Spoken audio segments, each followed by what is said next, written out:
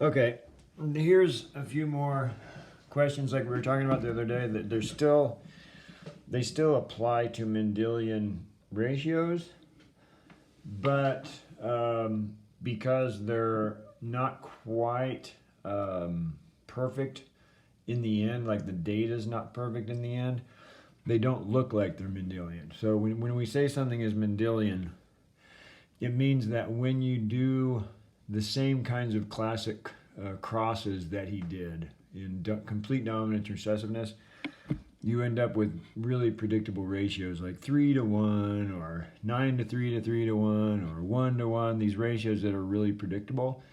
But then you can have these other situations where you can't really see behind the scenes well enough to be able to tell why the ratios aren't perfect every time.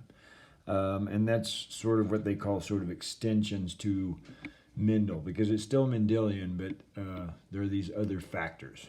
So I gave you 4 of them: codominance, incomplete dominance, epistasis is another one, and sex linkage are all situations where you still have Mendelian results, but you kind of have to understand one more layer of complexity in order to get the same results in the end. So let's start with codominance.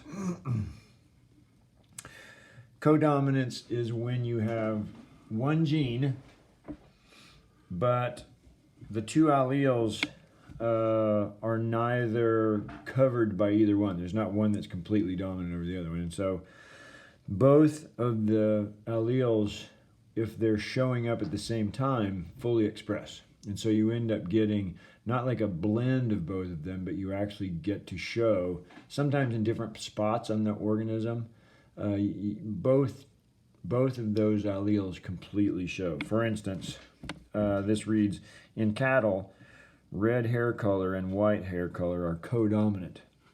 The heterozygous phenotype, meaning when you have one of each, a red and a white allele, has some red hairs and some white hairs. So some of the red hairs are completely red and some of the hairs are completely white if you look super close at this cow. But from a distance, the cow kind of looks just sort of rusty or sort of dirty red.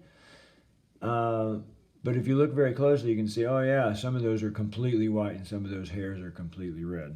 And so the way you would do this kind of question is you have to kind of separate these alleles, but it's best just to draw them as their own allele set. So the roan coloration is when you have one of each. You have red and white hairs. If a roan bull, that should say roan, if a roan bull is mated with a roan cow, what is the phenotypic ratio of their offspring?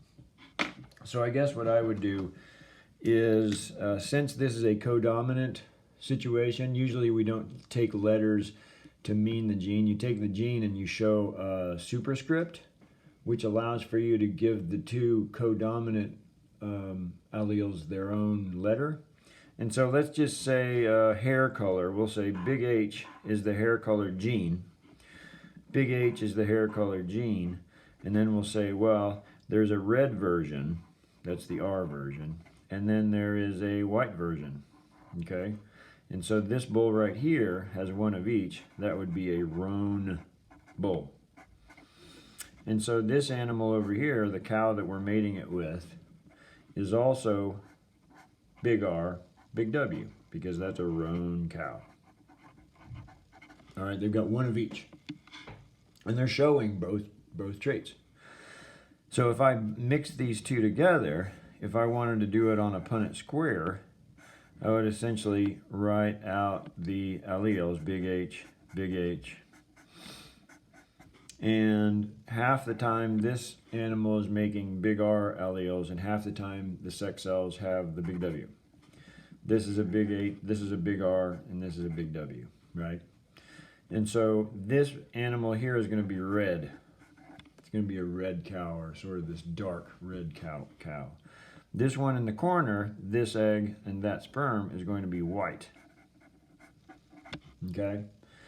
Both of these, big R, big A, or big R, big W, that's going to be a roan cow. And this one's going to be a roan cow. Okay?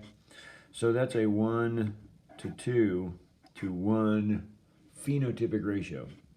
For every one red one, there are 2 white ones, and I'm sorry, I'm stupid, roan cows and 1 white one. 1 to 2 to 1. So that would be the phenotypic ratio of their offspring. All right, let's do one more with that same set. So let's say we have a red bull, and we've decided to cross this red bull with a white cow. You should be able to imagine that, oh yeah, there's going to be 100% roan babies, right? And so the reason is because red, to have a truly red cow, it's got to be pure RR. Truly white cow has to be pure WW, right? And so no matter how these cows put it together, every one is going to be big R, big W, big R, big W, big R, big W, and so on and so forth. All 100% roan. All right? Okay, so that's the codominance example. Let's look at incomplete dominance. Incomplete dominance, super similar, especially from a distance. Incomplete dominance means we have 2 alleles that are sort of equals to each other, but rather than both of them expressing fully as individual traits, they blend together into a third phenotype. Okay, it'd be kind of like if that roan and the roan cattle, if you look closely at its hair, if roan were actually a pinkish hair because the red and the white were actually blending together, but they aren't really, because some of the hairs are truly white and some of the hairs are truly red. So in this case, it would be more like, oh yeah, so the red and the white actually blend together in every hair, and so you have this pink sort of hair. That would be incomplete dominance. 2 alleles for a single gene blend together into the hybrid, causing a third intermediate phenotype. Okay? So this question is only partially true. Human hair shape and texture is a whole lot more complicated than this, but let's just go with it. All right? The human gene for hair shape has 2 alleles, straight and curly. These alleles are incompletely dominant, causing wavy hair. So if you have both straight and curly alleles, you will have wavy hair rather than straight or curly. Okay? So the assumption is that I'm going to make, how do I want to make, let's just use H again for hair, okay? Big H straight is the S, and big H C is the curly. So this would be a wavy dude, right? Wavy hair, okay? I've got a man with wavy hair and he has children with a straight-haired woman. Okay, so how do you make a straight-haired woman using these 2 alleles? Same idea, big H, that's the hair texture gene, but it has 2 alleles. In order to have a straight-haired woman, she must have nothing but big S's. Otherwise, she'd have wavy hair, right? So she has straight hair.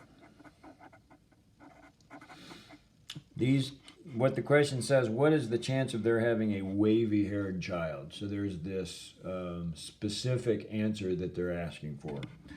I'm just going to set it up again as a Punnett probability square. This guy is big S, big S, big C. She's making big S, big S. This baby right here, that's going to be a straight-haired baby, right?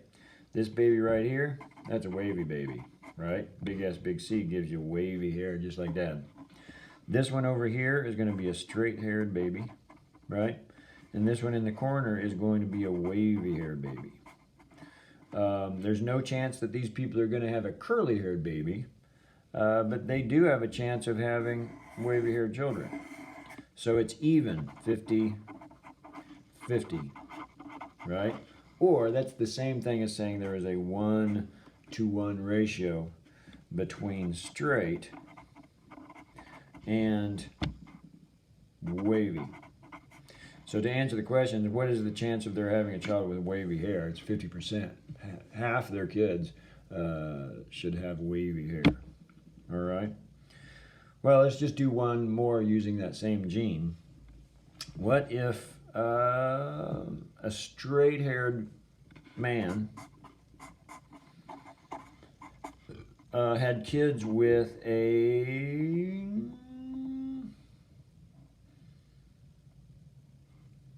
curly-haired woman, right? This is a straight-haired man. This is a curly-haired woman. They're going to make 100% wavy babies, right? There's no chance they can do anything but make wavy-haired children. Now, if one of those wavy-haired kids married somebody else with wavy hair, they should end up with a SC, that's straight, right? That's wavy, and this is going to be curly. So 1 to 2 to 1, straight, wavy, curly. Okay? Hopefully you can see kind of what I'm getting at there. All right?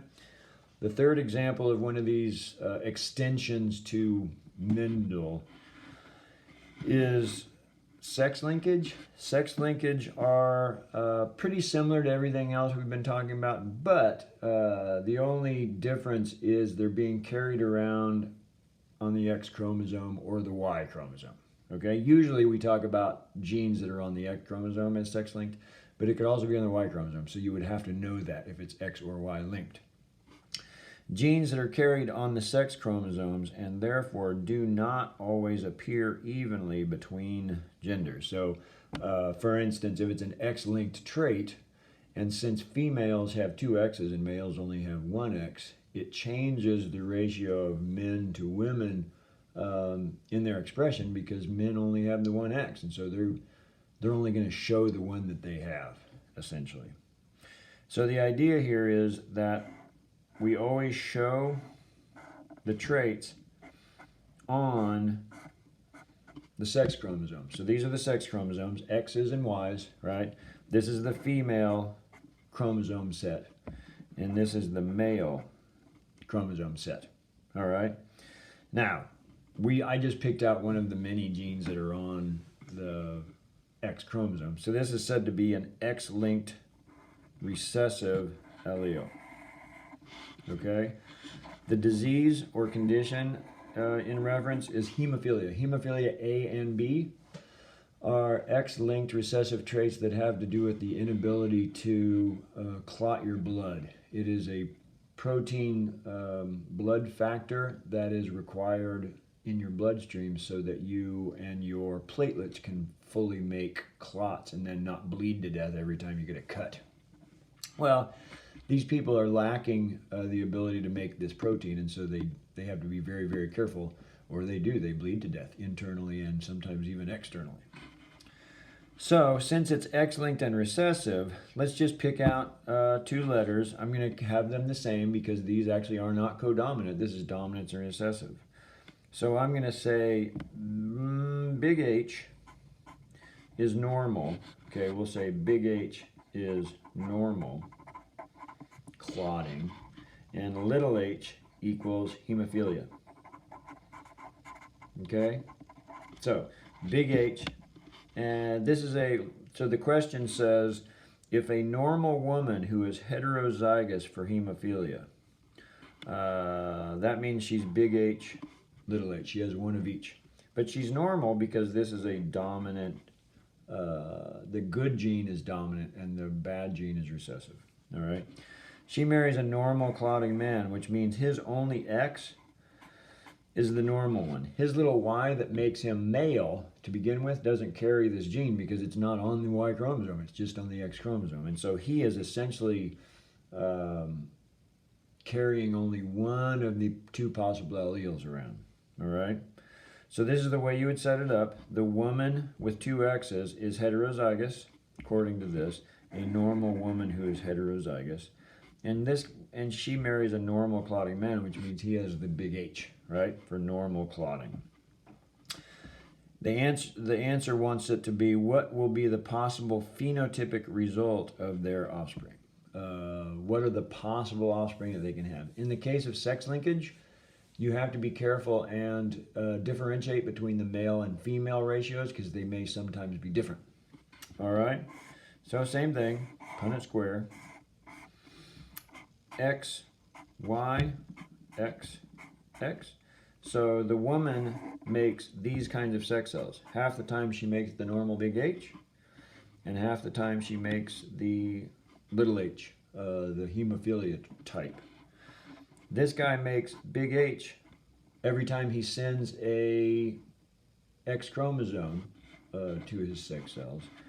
And the rest of his chromosomes have Y, or the rest of his sex cells have Y in it because he's a man. And then half of his sperm cells are going to be carrying that Y, and the Y doesn't carry the H gene. All right? So this baby here is going to be normal and not a carrier. This baby here is going to be normal, but a carrier. Okay? Both of these are going to be girls. That's going to be a girl, that's going to be a girl. And we know that because they both have two X's, XX, XX, so these are the girl sides.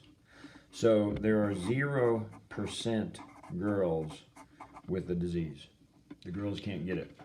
So here's the boys, big X, Y. He has the big H, so he's normal, right? That's a boy, and he's normal. This one is little h, Y, that's a hemophiliac boy, a non-clotting boy. So in other words, in this case, the girls cannot get this disease whatsoever, but 50% of the boys are going to get it. And so you would have to say in the answer, 0% chance of hemophilia in girls, but a 50% chance in boys.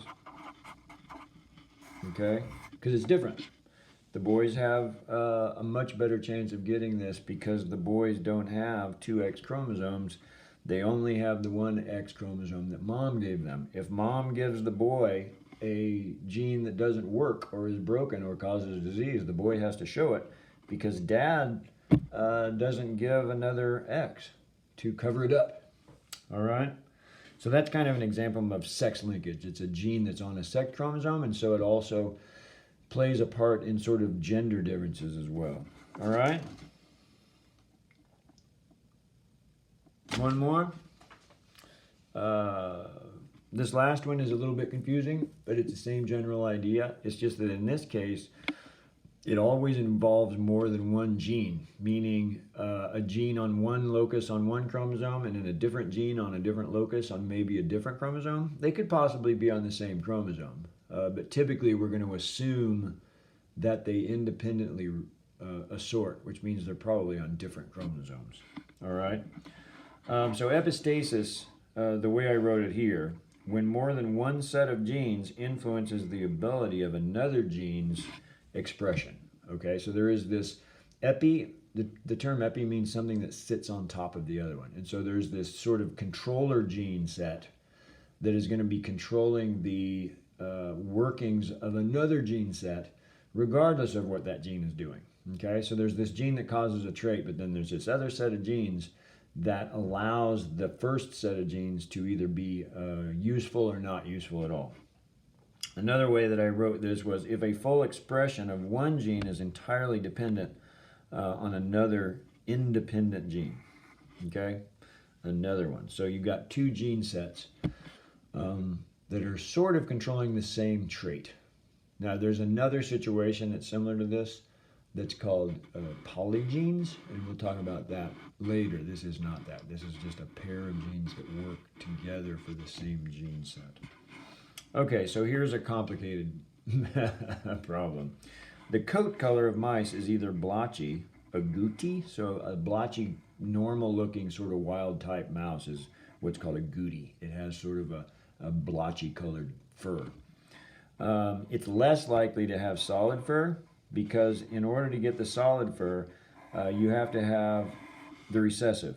So the solid color is recessive, and the agouti pattern is the dominant autosomal. To be autosomal, that means it's on a normal chromosome, not a sex chromosome. So from now on, we have to point out if the gene is on a sex chromosome or not. If it's not, we say it's an autosomal gene. All right? The solid color is only seen in the homozygous recessive condition. Okay, so the solid color is only the recessive type. Here's the trick that makes it epistatic, however. Another gene on another chromosome allows for the production of pigment. For instance, if you can't make pigment, it doesn't matter what these other genes are doing, you're still going to be white. You're still not going to make enough pigment to do anything. So there's another gene on another chromosome, and that allows for the production of pigment. The dominant pigment allele is normal color, but the recessive allele makes no color at all. So if you have double recessive pigment genes, then you can't make color, which means it doesn't matter what this first gene does at all. There's going to be a white mouse, right? An albino mouse. So first thing I always do is make up letters for everybody. Let's make this one simple. Let's have a coat color gene and a pigment gene. Okay? So we're going to cross a coat color mouse with a certain pigment combination with another coat color mouse with another pigment combination. All right? So what they're going to tell us here is I've got two agouti mice. So to have an agouti mouse, you have to have the solid color. You have to have the solid color. So we'll say this big A. Okay? If you have the big A, you're going to be an agouti mouse. Okay? But this one happens to be heterozygous, right? If two agouti mice who are heterozygous for coat color, so big A, little a, right? Big A, little a, they are both heterozygous for coat color, and they are agouti, right? In order to be solid color, you'd have to be CC, little a, right? So solid color is that. This is one way of being agouti. Now let's